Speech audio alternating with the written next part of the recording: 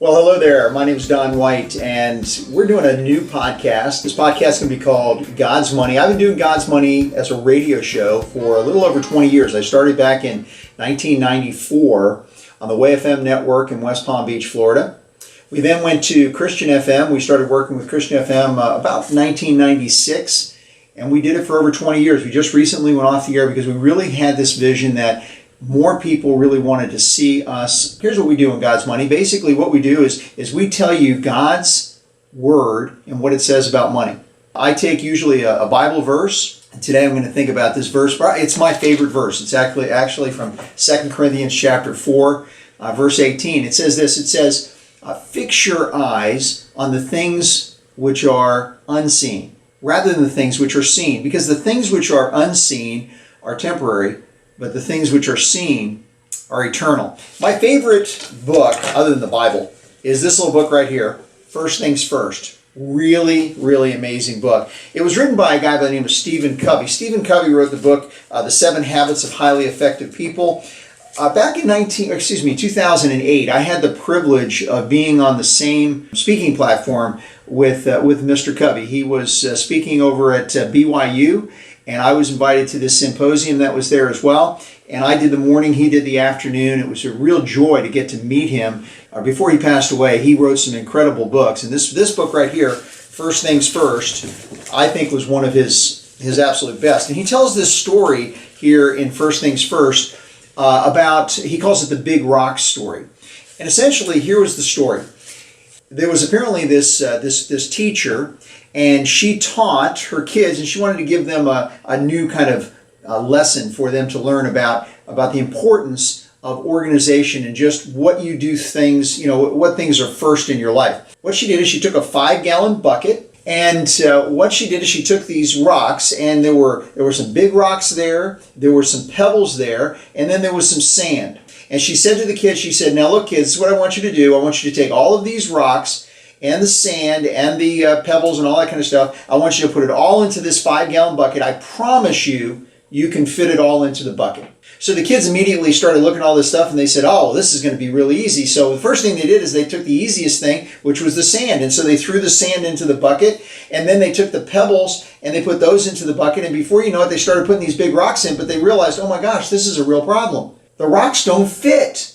All that sand and all those pebbles and so forth got in the way of actually being able to put the bigger rocks in first. The kids said, wow, this is not working. And she said, okay, you know what, kids? Let's dump everything back out. So they dumped everything back out. And he said, and here's what we're going to do. I'm going to give you some instruction. What I want you to do is I want you to take those really large rocks first. And I want you to just fill the entire bucket with those really large rocks. And the kids looked at her and said, well, man, there's all sorts of rocks here. It looks like it's going to fill the bucket all by itself. She said, don't worry about it. You fill it with those big rocks first. So they did that, and it came almost up to the top of the 5-gallon bucket. And then she took the pebbles, and she said, now take the pebbles, and let's put the pebbles in there. And so what they did is they took all the pebbles, and they worked all the pebbles, and they had to work them around. And before you know it, she got all those pebbles that were in there. Bucket looked like it was quite full. But then they still had to deal with the sand. And she said, now take the sand cup by cup, and I want you to work that sand, and just shake the bucket, work the sand, shake the bucket, work the sand. And before you know it, after a certain amount of time, she took all of that sand, and it was just packed up to the top. And there was still leftover sand. The kids were like, oh man, there's no way we can fit anything more in. And she took a whole pitcher of water, and she poured this pitcher of water all over that sand in the bucket. And what it did is it worked all that sand down, and suddenly there was more room for more sand. And they pumped more sand in. Still couldn't get it all. So she took more water, and she poured more water into the bucket until it washed all that sand down. And then they took the balance of the sand, and they completely covered it up.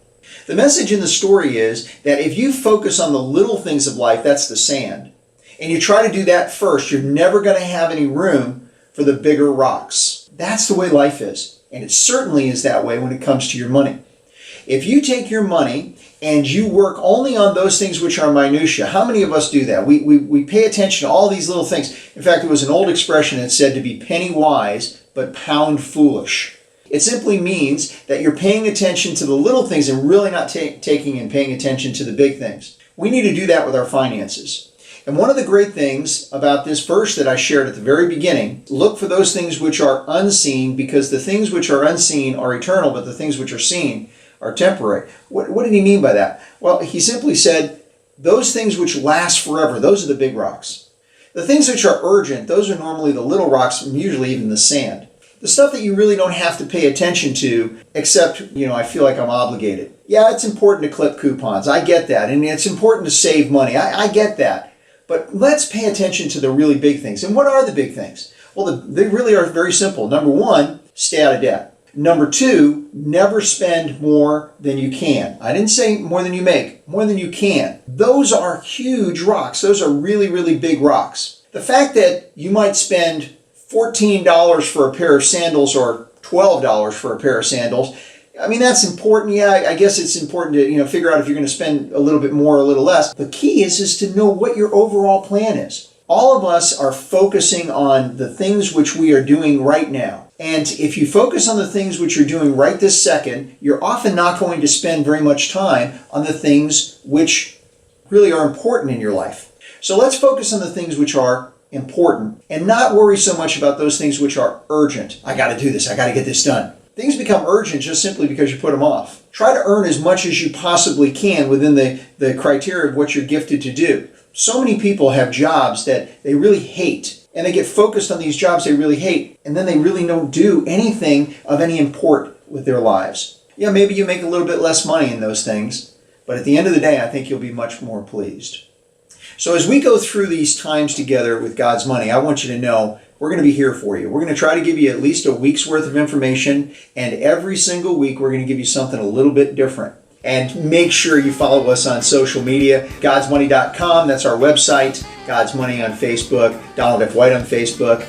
You can follow us on Twitter, Instagram. What else, Ryan? We got a bunch of stuff, right? Yep, that's it. That's it. Okay, hey, you guys have a great day, and we'll talk to you later.